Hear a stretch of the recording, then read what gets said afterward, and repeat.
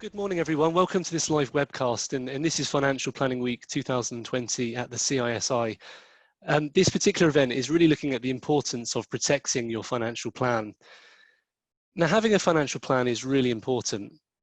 It might be a basic plan or it could be more complex depending on your situation. However, in this session, we're going to be looking at the different ways you can protect your plan, but most importantly, how to protect your financial future. So we've got three different speakers, three different perspectives going to be talking today. So really delighted to introduce you to them all now. Firstly, we have Naomi Greatorex, who's the Managing Director at Health Protection Solutions. So in 2014, Naomi founded the specialist brokerage Health Protection Solutions, which offers individuals and businesses whole of market advice on a full range of life assurance solutions. Naomi is an ambassador for the Chartered Insurance Institute, working to raise awareness of the importance of protection products for women. She also speaks at events in London on the education and guidance of young women and the importance of protecting their futures, regularly appearing at events such as She's on the Money. And she was recently awarded the Woman of the Year in Protection Device Award at the Women in Finance Awards 2019. And Naomi looks to continue raising the awareness of the need for protection advice by supporting the education of both brokers and clients. So good morning, Naomi, and thank you for joining us. Morning. Morning, Naomi, thank you. Secondly, we have Farida Hasnali, who's a financial planner at Paradigm Norton Financial Planning. Farida's qualifications include being a chartered and certified financial planner, as well as being a fellow of both the Personal Finance Society and the Chartered Institute for Securities and Investments. Farida's been working in financial planning since graduating from Loughborough University with a degree in mathematics and economics in 2007, and enjoys promoting the profession of financial planning as a member of the CISI Financial Planning Forum Committee. And lastly, we have Joanna Scott, who's a policy advisor, health and protection at the Association of British Insurers. So Joanna is a policy advisor at the ABI's health and protection team, and she works on areas across health and protection, including mental health and the industry's response to COVID-19.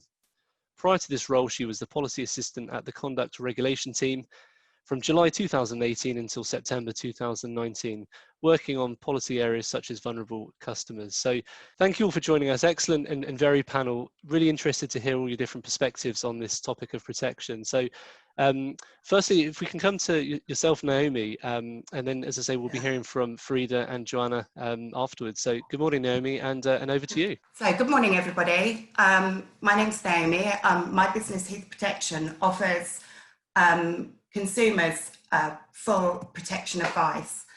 And the reason I think this is so important and why it should be at the beginning of everybody's plan is because when you look at how much people have put aside for savings, really over 30% of people have less than £500 put aside for a rainy day. So it's really important when looking at our financial plan to make sure that we've considered the importance of protecting ourselves. So what I wanted to do was really outline today the three areas of insurance that you can consider when thinking about protecting yourself and your families. Now, life insurance is always the first thing that people think about, and it really is so important to make sure that we've reviewed our needs for life insurance and how to protect ourselves. So what life insurance does is give you the ability to protect yourself with a lump sum or an income, and it is designed to give you the support that you need with regards to mortgage protection and also looking after your family. So what I wanted to do was give you some quotations to show you the accessibility really of life assurance.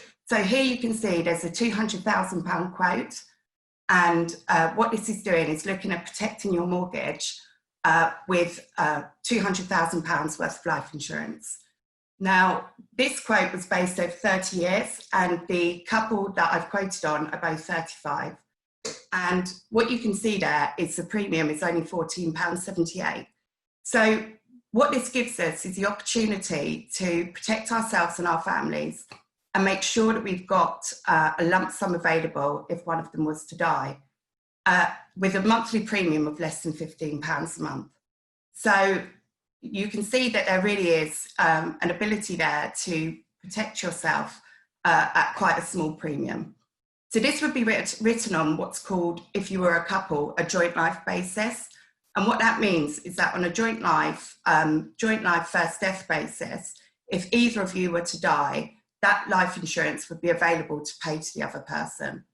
So there you've got two people protected with 200,000, and it means that if one of them was to die, the money would be available to support the mortgage and support their children. Now, another example, and this is an example which isn't talked about as much in the market, is the ability to have protection of income. So, give yourself an income if one of you was to die. So on this example, what I was looking at, again, is a couple that are 35 that have children and want to make sure that if either of them die, that there's an income to care for those children until they reach 18.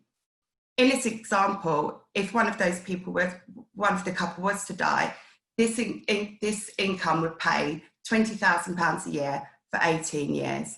And the price there is just £16.51. Now, the second area after life insurance we really should consider is critical illness cover. Now, what this is it's a lump sum product, again, similar to the life insurance product, but instead of protecting yourself just for life insurance, so in case you die, this policy would pay out a lump sum on critical illness. What we mean by critical illness is something that's quite serious. So something which is more life-changing, such as being diagnosed with cancer, having a heart attack or a stroke, which could affect your financial stability. Now here, you can again have a lump sum or you can have an income. So in my example one, this is based on a couple with children and concerned that if one of them was to be taken seriously ill, the family would struggle. Now I've looked at a £50,000 lump sum. This would be paid tax-free on diagnosis of the critical illness. And this policy would pay £50,000 if you were diagnosed over a 35-year term. And here you can see it's £42.20 a month. Now, to give you some other examples, because I think it's always important to think about affordability and how these insurances will fit within your monthly budget. So what I wanted to do was give you some alternatives. Now, this couple, if they took, for example, a £25,000 policy instead of £50,000, the policy would be £21.94 a month.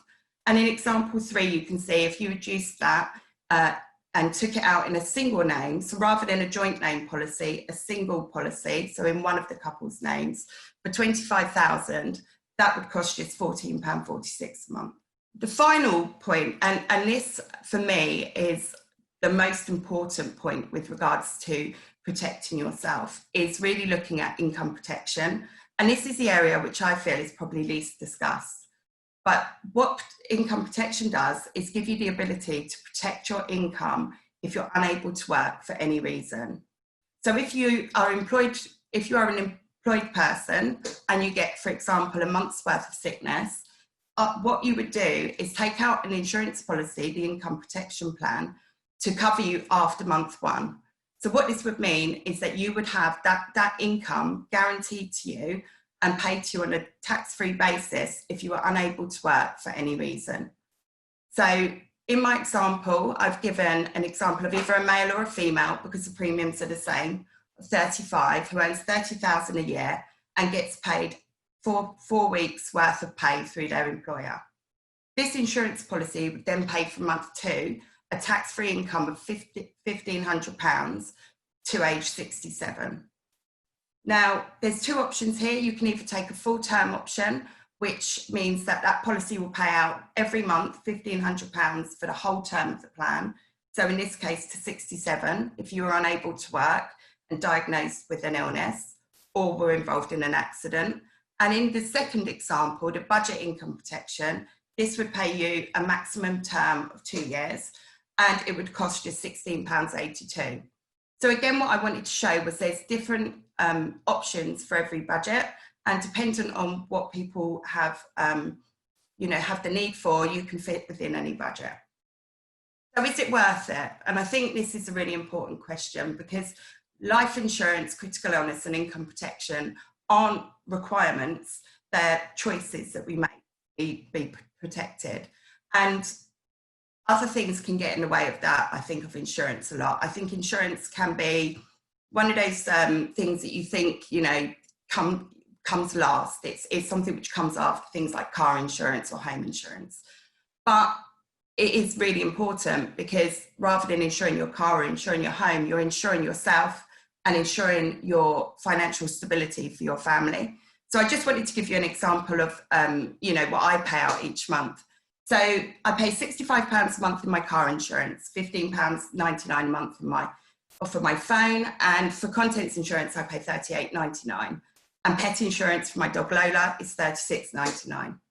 Now that comes to quite a considerable amount, and when thinking back about the examples that I gave you, if you think about protecting your income and how valuable that could be, it can be just £16.82 for £1,500 a month, protecting my income against sickness or disability. And for £25,000 a month, it could be £14.46 to give me £25,000 tax-free on diagnosis of a serious illness. And then to protect my family against the risk of me dying and the ability for them to stay in my house and not have a mortgage, that would be £14.78. So a total of all three would cost just £46.06, which is just £10.62 a week. People are far more likely to pay for their pets than pay for their life insurance. And this is really interesting. So people are twice as likely to insure their pets than insure themselves, which I think is just such a crazy, crazy statistic, but it is true. And then you think about the actual reality of having these insurance policies and what they really mean. So what I wanted to do is just give you a couple of examples.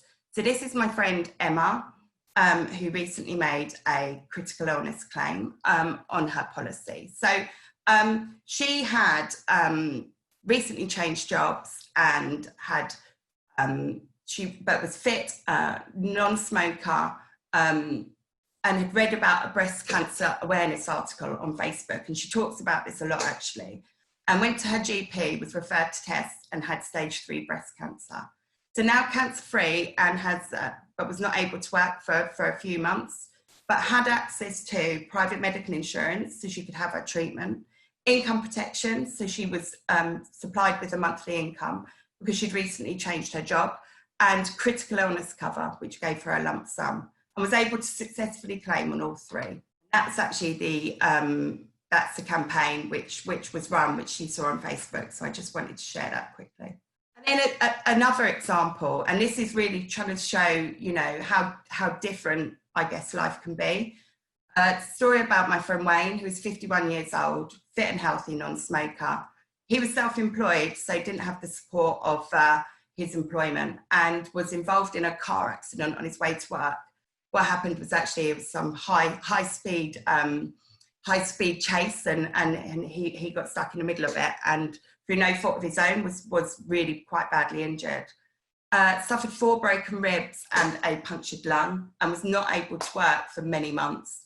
And they had no insurance available to them, and suffered really quite heavily financially because of that, and because of him being self-employed and having an active job. The claims, and do we really, you know, pay out in the insurance industry? And this is a question I get a lot from clients, where it's saying, you know, do insurance policies pay out?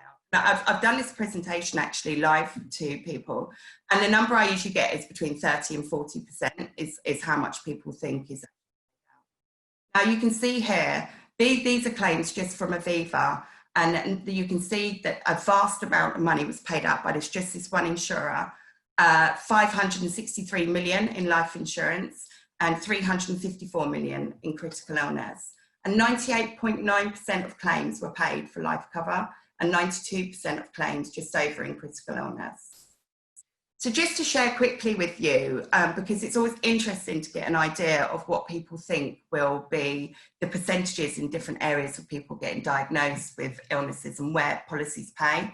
And again, these are Aviva stats. And you can see that females are most likely to make a claim between the ages of 40 and 49. And males, according to this, are most likely to make a claim between 50 and 59. So these are the more recent stats. So these came out in 2019, and you can see here that 97% again of life insurance claims were paid, 92% of critical illness insurance claims were paid, and 85.7% of income protection claims. And in total, you can see then that 981 million was paid out in just with Aviva last year in 2019. It's a really, really positive stats. So I'm just going to pass over now to Farida, and Farida's going to take you through the next part. Thanks, Naomi. Hopefully that's given everyone a good indication that actually insurance isn't anywhere near as expensive as it needs to be. And I'm going to take you through a few slides, which will just give you a bit of an example as to what stages in your life you should be thinking about protection. For me, I like to think about protection as one of those things where you always hope for the best, obviously. You hope you're not going to get ill, you hope you're not going to pass away before you plan to. But unfortunately, these things happen, and it's great to have insurance in place when something does happen. And it's something that you might pay for and hopefully never need, but in those situations, it'll take away one of those big financial worries where inevitably it's going to be very stressful otherwise. So the few examples I've got for you all are just illustrative. You'll need to go away, look at your own information and check what's appropriate for you, but hopefully these will give you an idea of what points in your life you should be thinking about some of these things. So let's start with Jane. Jane's young, she's just graduated from university, really excited to be heading to her first job in London. She's just moved into a new flat. She's earning 25,000 a year. She's got her rent and her bills to think about, and she's got a bit of leisure expenses. Not too much at the moment, seeing as it's COVID times. Some of the things that Jane might be worrying about now that she's got her sort of next stage in life. She's got her student loans to repay. She's got to make sure that she can continue to afford her rent and her new bills every month. And she wants to start saving for the future. So this is just a chart that will show you, on the left-hand side, you've got Jane's, you've got the monetary amount. So you've got Jane's income there, which is about 25,000. And then here you've got her basic expenses on the light blue line. So those are her bills and her rent.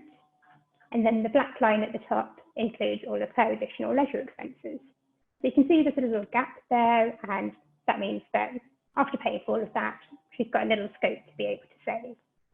And each year, all of those will go up. Her income will increase a little bit, hopefully, and her expenses will go up with inflation. And through the years, just along the bottom axis there, you can see her age. So for the next few years, things are looking good. Everything's steadily increasing, she can continue to afford it, and she can save all of those extra little bits at the top. But what should Jane be thinking about to make sure that continues to be the case? So as Naomi mentioned, you've got things like protecting your belongings. So a lot of people think about their car insurance, their contents insurance, protecting your phone. I know I've definitely needed that once or twice through my travels in London. But there's also things like, if anything did happen to their income, would she still be able to afford her rent and her bills? So Jane's employed, she might get some insurance from her employer if anything happens. Maybe that will last for a few months. Maybe there's a proper protection in place. And that's definitely something that you should all go away and check. But if that's not the case, and there's no need for an employer to offer that, that's a nice bonus extra, then if she wasn't able to work for a few years, maybe she wouldn't be able to afford that rent and that income. Maybe she'd have to move back home, but some people that's not an option. And you can see here, you've got that red section where her income would go down.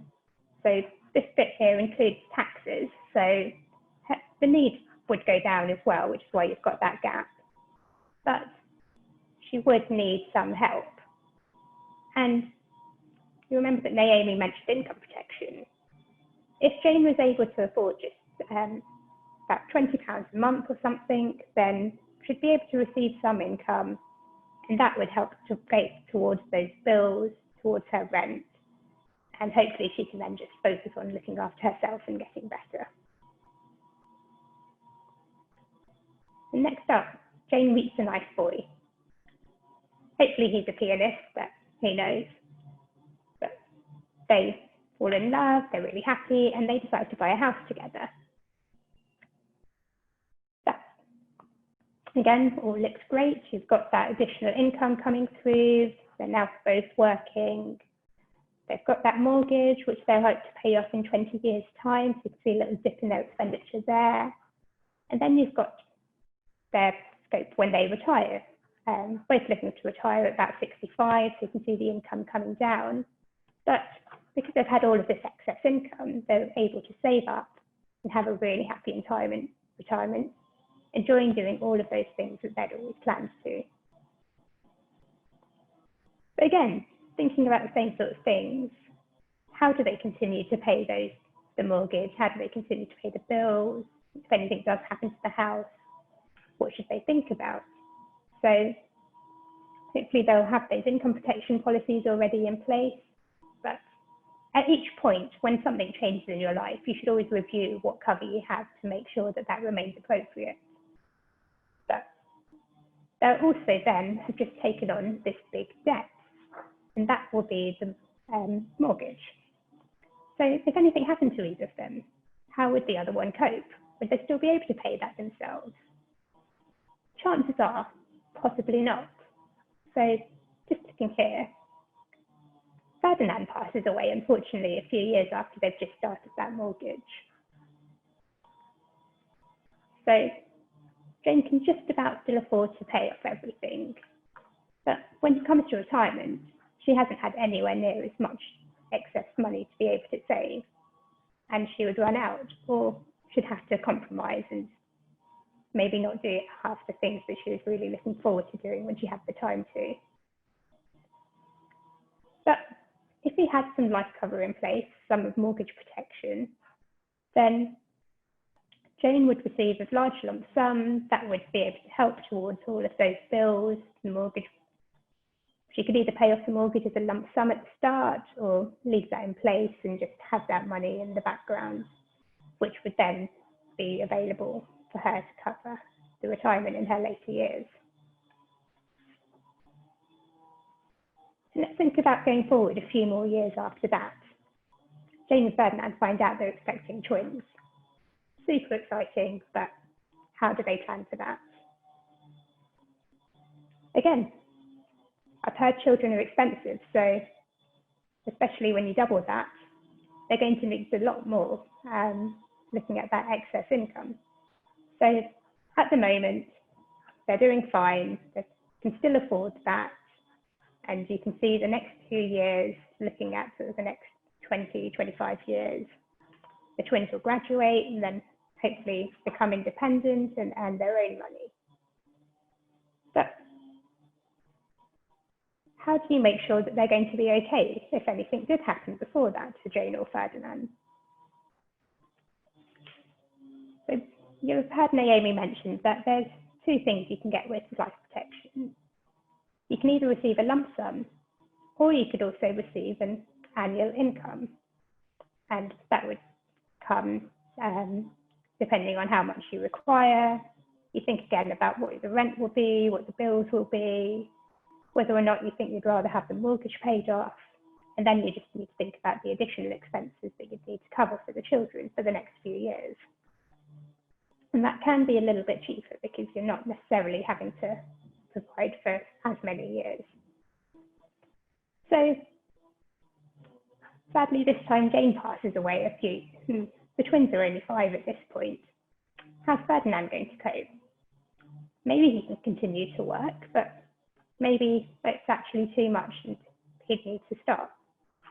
But either way, that income would reduce for both of them, for the household. And you can see the additional expenses there where they might run out. that would need to be funded from somewhere. However, if Ferdinand had in place for both Ferdinand and Jane a thing called family income benefit, then Ferdinand would have been able to receive an extra income each year, which would have been able to cover those. And everything looks great.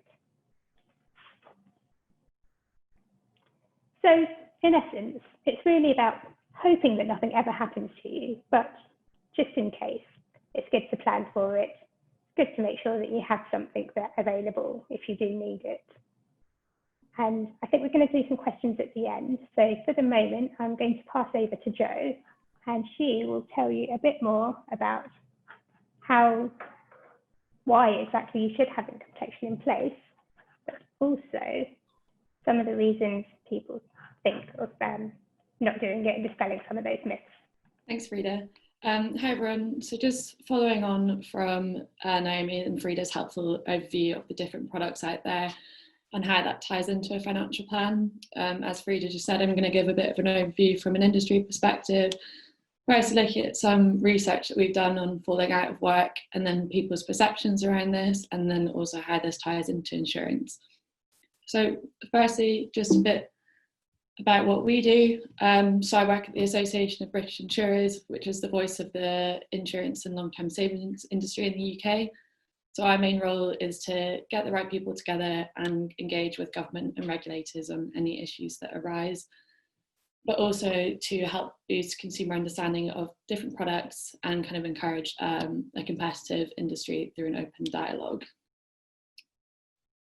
So I just wanted to touch on some recent findings that we've done about sickness absence. And this is research that we've done with the Social Market Foundation, which will be published in October or November, so hopefully quite soon. And I thought it would give some useful context before I go into a bit more detail. So this looks at sickness absence rates in the UK. And as you can see from over the past 20 years, although people falling out of work is largely decreasing, this is still a lot higher in women than the average. So this stresses the importance of women, especially looking at their financial plans and how this could impact them, because they may face greater personal costs if they fell out of work, for example, through loss of earnings. And then also it shows that there are higher absence rates among older age groups. So this shows that people are more likely to develop health problems in older age. So it's definitely better to try and look at putting some precautions in place early rather than later, just if then you have pre-existing health conditions and things like that. So now I'm going to look at some common views about falling out of work. This is also from some separate research, but I thought it tied in quite nicely. So there's often the view that this will never happen to me. Certainly I often think that. But so I think especially in recent months, this view has kind of probably come into its own, of showing that people often thought that they had complete control over their health, but often that's not the case. And there could be different things at play. And just from our research showed that people thought an accident or an injury was more likely to happen to them than a long-term health issue. And then there's also the view that your employer will look after you. And definitely it's, as Frida said earlier, it's definitely good to check with your employer to see what benefits they offer, because they might have insurance already in place or pay you extra sick pay on top of statutory sick pay. But often it's quite different between each employer, and if you're self-employed, that's obviously quite different. And you'll see in the comment on the right-hand side that do not get statutory sick pay, but I don't know how long it's for, and that money will cover you. And it's definitely, well, it's a legal requirement, but it's only £95.85 a week, and it can be paid for up to 28 weeks. So it's definitely good to think about whether that would cover your costs with your family, and because it's not necessarily a long-term solution if you fall out of work. Why does that impact me? So often the benefits you're entitled to receive either through your employer or through the state might be less than you expect, especially with state benefits. This can often change, as we've seen with universal credit, and the qualifying conditions can be quite tricky. So we partnered with the Learning at Work Institute and Policy and Practice to develop a protection calculator. And this is basically just a quick calculator. It shouldn't take you longer than 5 minutes to give you a good idea of the kind of payments you might be entitled to receive in the worst case scenario. So you'll input things like your council tax and then your salary and any sick pay and things like that. And it will give you a rough idea of the state benefits that you might receive, your company sick pay, and any individual protection that you might have, just to give you an idea of whether the protection you have in place can match up with your current earnings, and whether that would match your family expenditure. So we developed this calculator to raise awareness of the financial pitfalls that life can throw our way and offer some potential solutions about the impact of these shocks. And just briefly, and finally, how can insurance help in this scenario? So just from our research that I mentioned earlier, it's shown that 82% of people found that their income protection or health insurance policy were either indispensable or helpful in their recovery back to work. And I think that's really, really good to see. And often these policies can provide many added value services, often free of charge on your policy. So examples of these benefits can be mental health support services, access to virtual GPs, bereavement support services, and just kind of overall well-being and advice help. And I definitely think that these benefits are crucial, especially in recent months over lockdown, if the NHS waiting lists are going to increase. Access to services like this are pretty crucial in helping you, not just if you fall out of work, but preventing you from falling out of work in the first place, and just having that support throughout the work process. And then just there's also sometimes a misconception about your insurance that, oh, my insurer wouldn't pay out, so why would I spend money on this policy? But protection providers especially have really, really high claims payout rates, and we collect claim stats every year. And in 2019, we found that a record number of 98.3% of claims were paid. And we're just about to kick off the 2020 collection. And this is all on our website if you want to check it out a bit more detail. So the 2019 stats equivalent to £15.8 million paid out every single day. And even during lockdown, insurers remained open for business. You could still apply for new policies, which I think is a great thing in a pandemic, and paid over £90 million of COVID-related claims between the 1st of March and the 31st of May, and we'll continue to keep looking at that.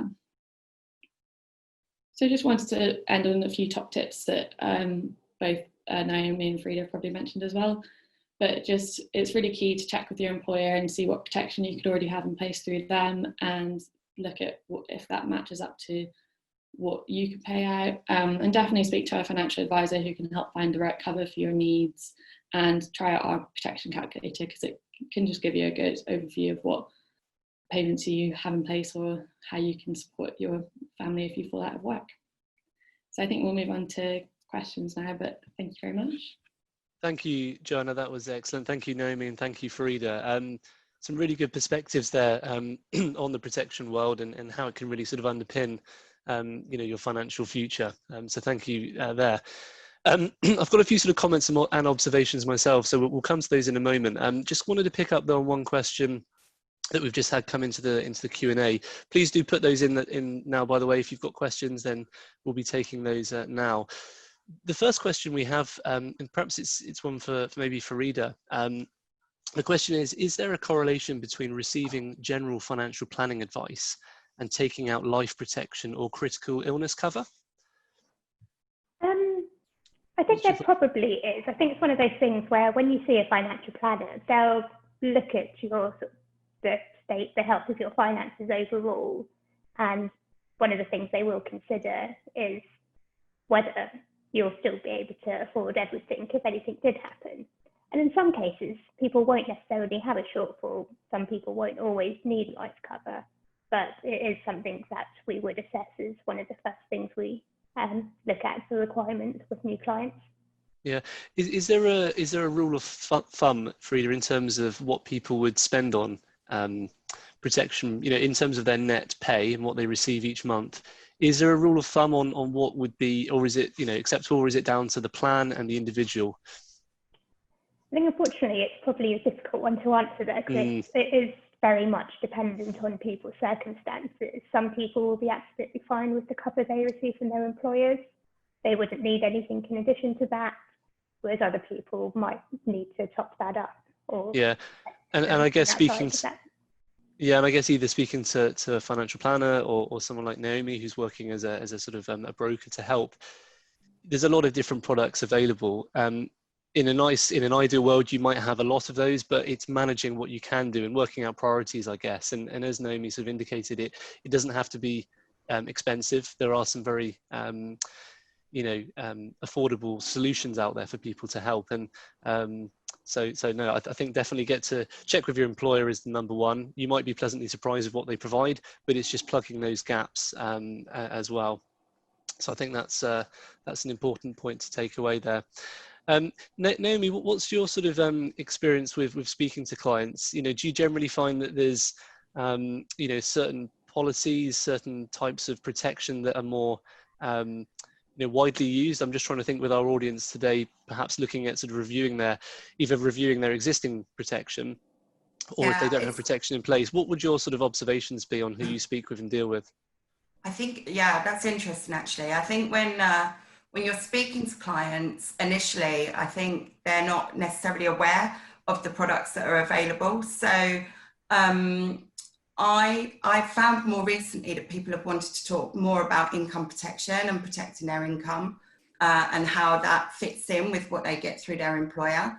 Life insurance is always, key though. I think, because I deal with a lot of people that are taking out mortgages. They may be referred to me by mortgage advisors, and life insurance is always, the first point that people come to you and think, yeah, I need life insurance. And then it's unraveling it and saying, okay, well, what do you have and what are you more concerned about? So it's not necessarily the product, which is always the ultimate product they have, but it's the product that people most think they need, life insurance. Yeah, that's interesting. And I think, certainly the perception of the insurance world is that they never pay out. And I think, Joanna, what you were talking about, payout rates is very high, particularly in the protection world. I think when I think of my own personal experience, protection wasn't something I was hugely aware of. But as you sort of get older and, you perhaps, when you buy a house and you have children, you suddenly start thinking about, well, what happens if something were to happen? And it's quite scary. But I think it's quite reassuring when you do see the various solutions that, you've talked about family income benefit and how that can, help and all the different other sort of solutions. So, it is quite reassuring, I think, when you learn more about it and what is out there and how it can, peace of mind is worth a lot, I think. And I know from my perspective, it's certainly good to know there's things in place should the worst happen. We've got another question, and this may be one for you, Naomi, actually. It's from Tracy asking, what is the industry doing to try to reach out to women in particular? So I'm not sure if there's any other particular sort of context around the protection, but just sort of thoughts and perhaps with your experience in that area. I think it's a very here and now topic, actually, how we are looking to get a message out to women. I think it's been recognised in the industry through, some recent studies that women weren't buying protection in the same way as men. And it's really, we're now looking at how we raise awareness to get more women to engage in protection advice. So it's something as an industry we're really, really focusing on, actually. It's really, I would say, a hot topic. And it is something which I find personally, I'm getting asked more and more to go to women's events and talk to women about the importance of protection. And I think there's a big focus actually on making sure that women have a proper financial plan, not just protection actually, but with a pension, etc. It's a real focus now, I would say. Yeah, thanks. So I think what we've been looking at today, protection. Sorry, Joan, did you want to say something? There's an initiative as well called Ensuring Women's Futures, which you can check out, and that's trying to create an open dialogue with government and the finance profession to try and get women to protect their futures a bit more, especially with pensions. Thank you, Joanna. So I think, protection, it's obviously one element of financial planning, and being Financial Planning Week taking place, from the 5th to the 11th of October, just as a reminder, if you haven't accessed the free surgeries that many financial planning firms are offering throughout the UK, then you can still do that. It might open up a discussion around protection. If you have particular questions, then please do take advantage of that. You can access those surgeries via the CISI website, so cisi.org, and find a planner, and that may well be a good way to sort of take these queries that you have forward and have those conversations to make sure that you're looking at the relevant protection products. I think there is a lot out there. It could be a little bit confusing if you sort of start looking at it yourself. So that might be a nice way to do that.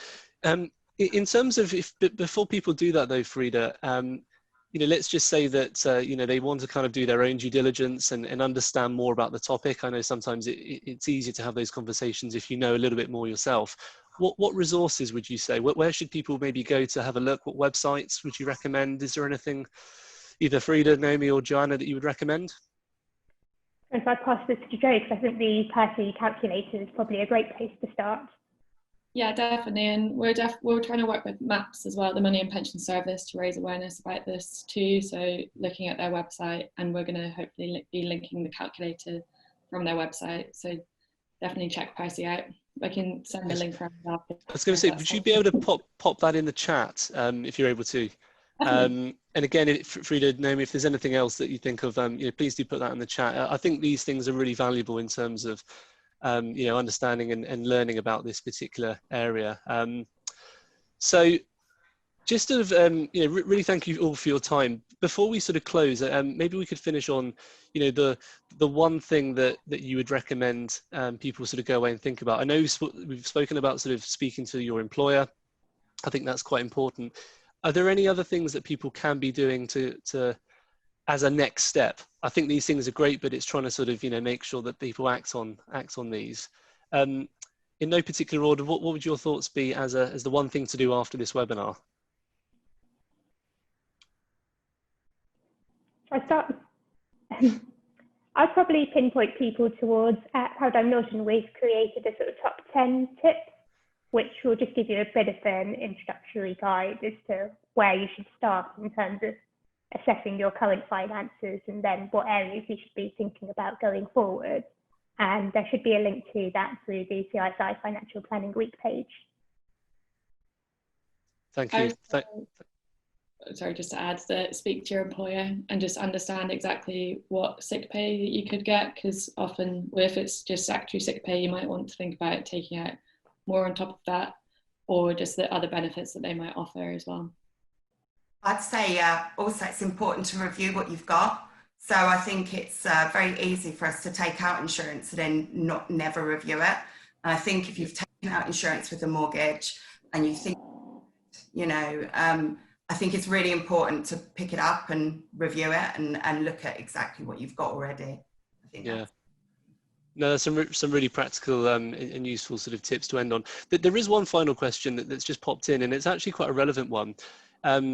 We've spoken a bit, and some of the examples that you gave, Frida, was around sort of people, perhaps slightly younger people, building, accumulating their sort of, wealth for their pension and their future. But in terms of people working into their 60s and beyond now, life expectancy is increasing. What sort of protection policies are suitable for older individuals, and how easy is it to get protection at in your latter years, let's just say? Naomi, maybe that's a good one for yourself. I mean, people are definitely working to an older age, and that's great. And insurance is available for people in their later years, so it is definitely an option. Certainly now, I think with life insurance, even when you look at the term on life insurance, now you can have term insurance that runs to age 90. So there are the options for people to look into the later years. I think the importance of reviewing it as soon as possible is to make sure you're in, the best health possible for underwriting, because that is key with any insurance policy, is that you're going to be asked a range of questions and underwritten based on those. So it really is important to, I guess, review as soon as possible and as soon as you're thinking about it. But the options are there, yeah, for later years. Yeah. No, that's good to hear. So really, thank you once again, Naomi. Thank you, Farida. Thank you, Joanna. Some really sort of practical and useful sort of information there. So please go away and sort of take on board what's been sort of put forward today.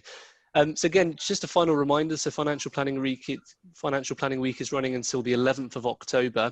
You can still register for a free surgery with a local financial planning firm close to yourself. There's also a lot of tips and tools on the CISI Financial Planning Week page. So again, please do visit that. There's a lot of information, not just around protection, but also around budgeting and saving for your first home. And there's a whole range of information there. I'll put the link into the chat in just a moment, so how you can access that. And the last thing just to sort of mention is that this session is recorded. It will be available on the CISI YouTube channel after this event. So please do come back to this and revisit it. Thank you once again for sort of attending and participating, and enjoy the rest of your day. Thank you very much.